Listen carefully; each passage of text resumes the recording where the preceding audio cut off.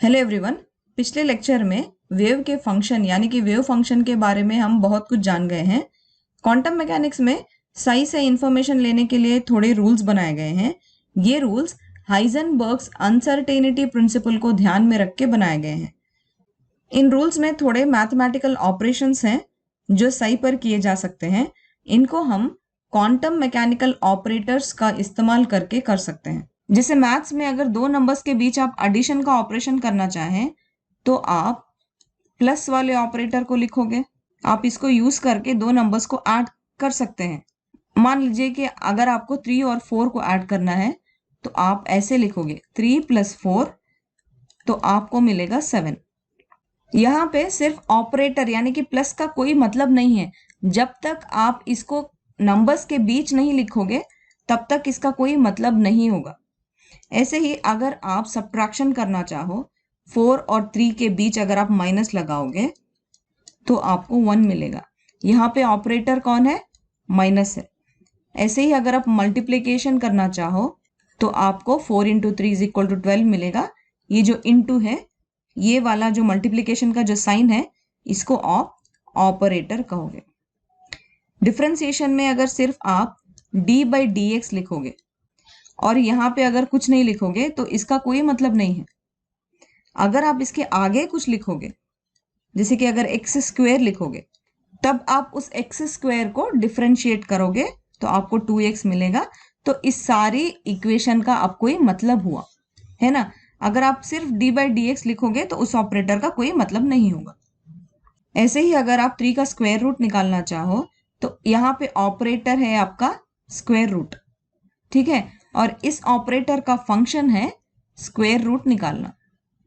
हम अभी जैसे डिफरेंशिएशन की बात कर रहे थे, d/dx का अगर आप यहाँ पे x² + 3 लिखोगे तो ये डिफरेंशिएट हो जाएगा x² + 3 और यहाँ पे आपका ऑपरेटर है d/dx और इसका फंक्शन क्या है?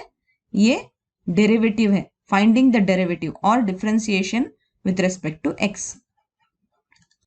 ऐसे ही अगर आप इंटीग्रेट करोगे कोई भी फंक्शन ले लीजिए, x² ले लीजिए, x² × dx तो यहाँ पे ऑपरेटर हो गया आपका इंटीग्रल और इसका फंक्शन था integrating with respect to x। ऐसे ही क्वांटम मैकेनिक्स में भी क्वांटम मैकेनिकल ऑपरेशंस होते हैं। एक पार्टिकल की डी ब्रॉय वेव में हम क्या क्या ऑब्जर्व कर सकते हैं? उस पार्टिकल का position, momentum, kinetic energy, total energy. अब ये टोटल एनर्जी काइनेटिक एनर्जी और पोटेंशियल एनर्जी का टोटल होगी। क्वांटम मैकेनिक्स में टोटल एनर्जी को हैमिल्टोनियन कहते हैं। इसका सिंबल H होता है, कैपिटल H।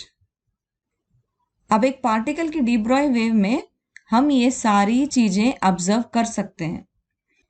इन सारी चीजों को हम फिजिकल ऑब्जर्वेबल्स कहते हैं। क्वांटम मैकेनिक्स में इन सारे फिजिकल ऑब्जर्वेबल्स के ऑपरेटर होते हैं। यहाँ पे हम फिजिकल ऑब्जर्वेबल्स, उनके ऑपरेटर्स और उनके सिंबल्स को लिखते जाएंगे तो हमारे लिए चीजें क्लियर होती जाएंगी। पहला फिजिकल ऑब्जर्वेबल हमने बताया था कि पोजीशन है। हम सारे ऑपरेटर्स को 3D स्पेस में देखेंगे, मतलब कि सारे डायरेक्शंस में देखेंगे, x में, y डायरेक्शन में और z डायरेक्शन में। तभी तो हमें टोटल 3D व्यू मिलेगा पार्टिकल का, है ना। तो पोजीशन अगर फिजिकल ऑब्जर्वेबल होगा तो उसका ऑपरेटर होगा x डायरेक्शन में x और इसका सिंबल हम इसको एक कैप लगाएंगे, x पोजीशन ऑपरेटर इसको हम कहेंगे। अगर y डायरेक्शन में होगा तो वो होगा y कैप, अगर z डायरेक्शन में होगा तो वो होगा z कैप। अब अगला ऑब्जर्वेबल है मोमेंटम, लीनियर मोमेंटम। ये जो लीनियर मोमेंटम होता है इसकी वैल्यू h/2πi × d/dx होती है। अब ये जो h है ये प्लैंक्स कांस्टेंट होता है और h/π को आप शॉर्ट में लिख सकते हो h के सिंबल से। इसको h कहते हैं, h कट कहते हैं, h क्रॉस कहते हैं, आपको जो सही लगे आप उसका इस्तेमाल करिएगा, मगर ये है कि H cross is equal to H upon 2 pi होता है और 1 अपॉन आई जो है उसकी वैल्यू -i होती है। तो इन दोनों चीजों को अगर मैं सब्स्टिट्यूट करूंगी तो मैं मोमेंटम को ऐसे भी लिख सकती हूं, -i h cross d by D x. और क्योंकि मैं x डायरेक्शन की बात कर रही हूं तो इसको मैं p विथ सफिक्स x लिखूंगी, तो ये मोमेंटम ऑपरेटर होगा। ऐसे ही अगर मैं y डायरेक्शन की बात करूं तो ये होगा i h cross d by D Y P Y, ठीक है, विद द कैप। ये होगा momentum operator in y direction. इसको आप d बाई डी एक्स की जगह डो बाई डो एक्स या डो बाई डो वाई भी लिख सकते हो, ये आपका कंफर्ट जोन है, आप जैसे भी लिखो वो सही होगा। और z डायरेक्शन में ये होगा -i h cross d by D Z, ये होगा momentum operator in the z direction. अब ये मैंने अलग अलग डायरेक्शन वाले मोमेंटम की बात करी थी। अगर मैं टोटल मोमेंटम की बात करूं तो मैं तीनों डायरेक्शन को इंक्लूड करके ऐड कर दूंगी। इसका सिंबल टोटल मोमेंटम का होगा पी कैप, ये पी कैप होगा P X cap plus momentum in Y direction plus momentum in Z direction. तो तीनों ऑपरेटर्स को एक्स वाई और जेड डायरेक्शन के ऑपरेटर्स को मैं ऐड करूंगी तो मुझे टोटल मोमेंटम मिलेगा। इसको मैं अब सब्स्टिट्यूट अगर करती जाऊं और फिर बाद में -i h क्रॉस अगर मैं कॉमन ले लूं इन चीजों से, तो मुझे टोटल मोमेंटम मिलेगा -i h क्रॉस ब्रैकेट्स के अंदर d by D X plus d by D Y plus d by D Z. तो ये होगा मेरा टोटल मोमेंटम। अब अगला फिजिकल ऑब्जर्वेबल है काइनेटिक एनर्जी। अब काइनेटिक एनर्जी के बारे में अगर हम बात करें तो ये हम छोटी क्लासों से पढ़ते आ रहे हैं कि kinetic energy is equal to half mv² होता है, जहां पे m बॉडी का मास है और v उस बॉडी का वेलोसिटी है। अब इसको मैं मल्टीप्लाई और डिवाइडेड बाई m कर सकती हूँ, half into mv² into m upon m में लिख सकती हूँ। इसको मैं अब कैसे करूंगी, न्यूमरेटर में m² v² और डिनोमिनेटर में m ऐसे ही रहेगा। अब यहाँ पे मोमेंटम जो है, momentum is equal to mass into velocity होता है, तो इसको मैं यहाँ पे सब्स्टिट्यूट कर सकती हूँ न्यूमरेटर में।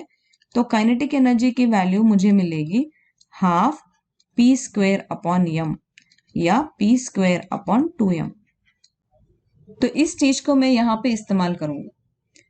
अब जो काइनेटिक एनर्जी है वो x डायरेक्शन में अगर होगी तो उसका ऑपरेटर सिंबल होगा kx ky। थोड़ी टेक्स्ट बुक्स में tx ty tz भी होता है। ये हो गया x y और z डायरेक्शन में अपना काइनेटिक एनर्जी का सिंबल। बाकी काइनेटिक एनर्जी की वैल्यू अब हमें जो मिली है उसके हिसाब से अगर मैं x डायरेक्शन में काइनेटिक एनर्जी की बात करूं तो वो होगी px² अपॉन 2m, ठीक है।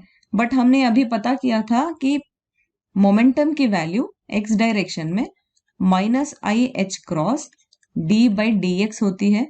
इसको अब मैं अगर होल स्क्वायर करूंगी और नीचे 2m अगर मैं एज इट इज लिखूंगी, उसके बाद अगर मैं इसका स्क्वायर करूं तो -i इंटू -i, ये हो जाएगा i² और i² की वैल्यू होती है -1। तो इसको हम ऐसे लिख लेते हैं i² into h cross square d² by D X square whole divided by 2m। तो ये अपना हो जाएगा -h cross square d² by D X square upon 2m। तो x डायरेक्शन में काइनेटिक एनर्जी की वैल्यू बनेगी -h cross square by 2m d² by D X square. तो ये थी x डायरेक्शन वाली काइनेटिक एनर्जी की बात। अगर मैं y डायरेक्शन में लिखूं तो ये होगी -h cross square by 2m d² by D Y square. अगर z डायरेक्शन वाली काइनेटिक एनर्जी अगर हमें चाहिए तो हम इसको ऐसे लिखेंगे h² by 2m h cross square by 2m d² by D Y square. अब बात करते हैं टोटल काइनेटिक एनर्जी की। अब टोटल काइनेटिक एनर्जी क्या होगी?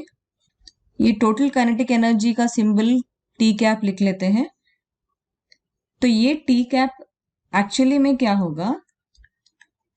तीनों डायरेक्शंस वाले काइनेटिक एनर्जी का सम होगा, ऐसे के एक्स कैप प्लस के वाई कैप प्लस के जेड कैप। हमने अब काइनेटिक एनर्जी पता करी थी जस्ट नाउ, इसको अगर हम सब्स्टिट्यूट करेंगे तो वो होगा minus H cross square by 2m, और बाकी जो डायरेक्शन वाला D square upon D X square plus D square upon D Y square plus D square upon D Z square है, इसको हम ब्रैकेट में लिख सकते हैं। तो ये हो गई अपनी टोटल काइनेटिक एनर्जी। अब काइनेटिक एनर्जी इन 3 डायरेक्शंस हो गई, एक्स वाई जेड। उसके बाद हो गई टोटल काइनेटिक एनर्जी। अब हमें चाहिए होगी total energy of the particle.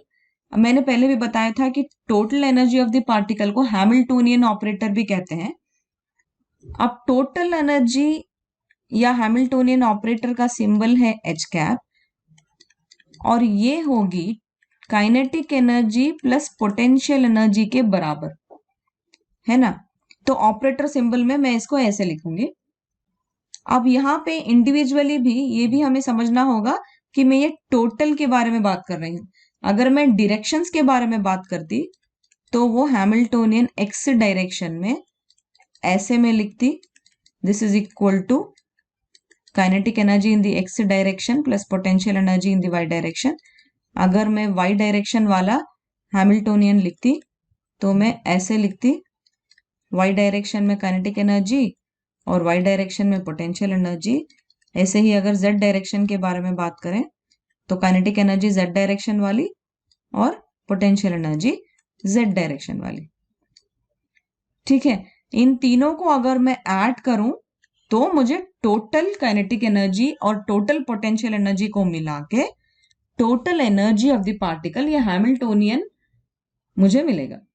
इसको अगर मैं एलॉबरेट करके लिखूं तो मुझे एक्स डायरेक्शन का Hamiltonian minus H cross square by 2m D square by D X square जो कि काइनेटिक एनर्जी था प्लस पोटेंशियल एनर्जी मिलेगा। वैसे ही अगर मैं वाई डायरेक्शन में काइनेटिक एनर्जी को सब्स्टिट्यूट करूं तो वो होगा minus H cross square upon 2m D square by D Y square plus potential energy.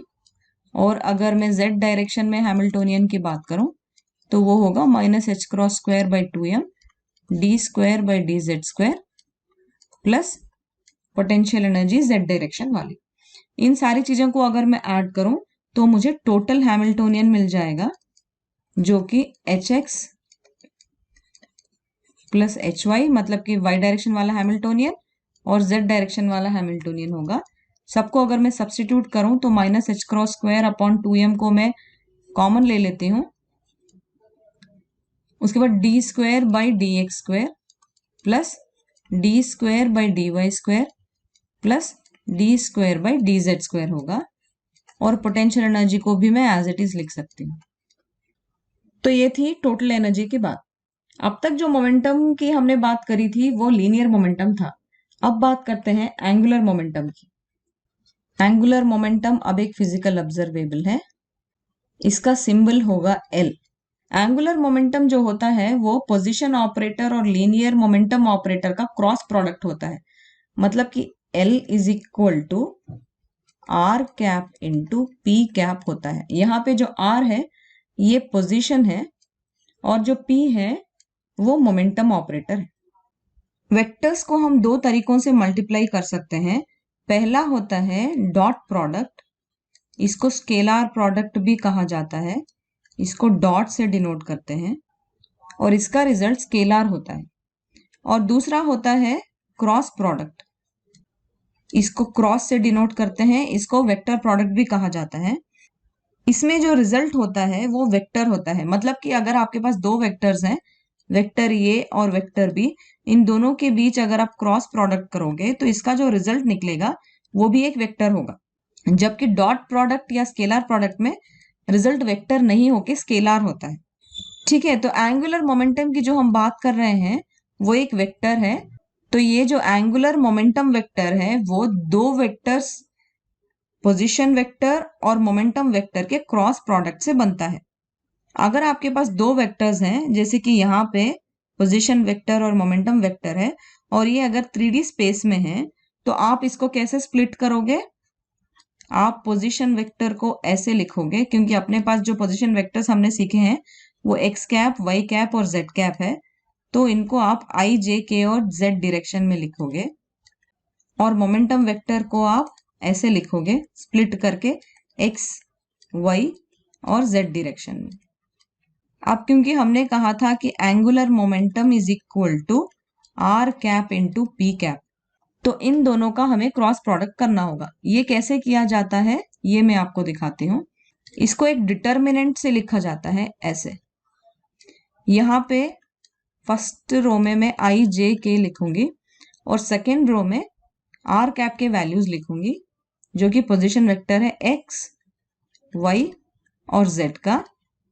और लास्ट में मैं मोमेंटम की वैल्यूज लिखूंगी, यहाँ पे एक्स डायरेक्शन वाली मोमेंटम, वाई डायरेक्शन वाली मोमेंटम और जेड डायरेक्शन वाली मोमेंटम।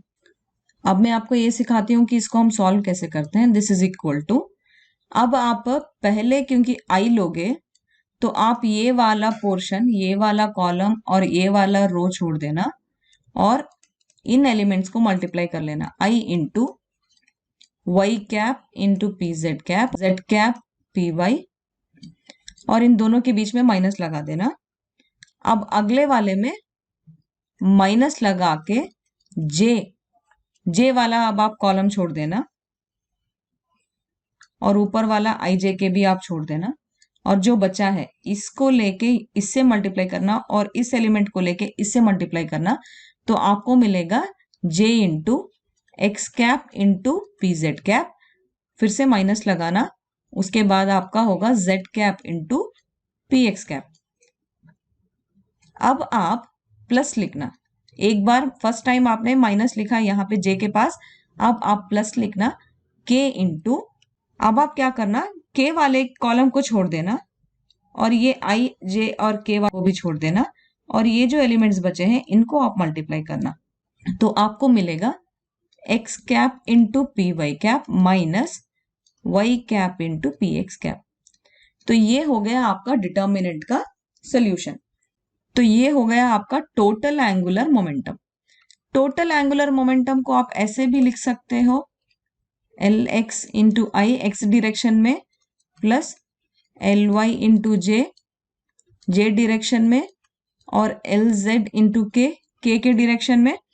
अब इसको मान लो कि ये इक्वेशन ये है और ये इक्वेशन बी है, इन दोनों इक्वेशंस को अगर आप कंपेयर करोगे तो आपको angular momentum operator L X की वैल्यू मिलेगी Y into P Z cap minus Z cap into P Y cap.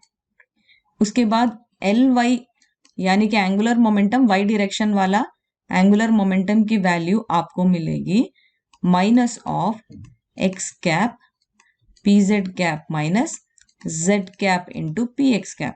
यहाँ पे अगर आप नेगेटिव साइन को अंदर ले लोगे तो आपको एल वाई कैप की वैल्यू मिलेगी Z cap P X minus X cap P Z, और फिर एल जेड की वैल्यू आपको मिलेगी X cap P Y minus Y cap P X. तो ये था आपका angular momentum in X direction, Y direction और जेड डायरेक्शन। इसको याद रखने के लिए एक सिंपल सी ट्रिक है, बस आप साइक्लिक ऑर्डर फॉलो करना, जैसे एक्स, वाई और जेड, आप इस ऑर्डर को फॉलो करना और इस साइकिल में ही जाना। जैसे अगर आपको एल एक्स पता करना है तो एक्स डायरेक्शन वाला आपने एल ले लिया, तो पोजीशन वेक्टर आपका वाई डायरेक्शन का होगा और मोमेंटम वेक्टर आपका जेड डायरेक्शन का होगा। उसके बाद फिर माइनस लिख के इसको उल्टा कर लेना, जेड इंटू पी वाई, है ना। यहाँ पे जहां पे y था आपका पोजीशन वेक्टर, वहां पे आपका z हो जाएगा, और जहां पे आपका मोमेंटम वेक्टर z था वहां पे आपका मोमेंटम वेक्टर py हो जाएगा। वैसे ही आप ly के लिए भी करना, डायरेक्शन में देखिए आप साइक्लिक ऑर्डर में y के बाद z आएगा, तो y के बाद z आता है और z के बाद फिर x आता है। बस आपको ऑपरेटर चेंज करना है, डायरेक्शन आप साइक्लिक ऑर्डर में करते जाना। तो ये थी ऑपरेटर्स की स्टोरी। आपको अगर कोई भी डाउट हो या कुछ भी अगर आपको पूछना हो तो बेझिझक आप प्लीज कमेंट सेक्शन में लिखिएगा। अगर कोई प्रॉब्लम होगी तो मैं उसको जरूर सॉल्व करूंगी। Okay, thank you.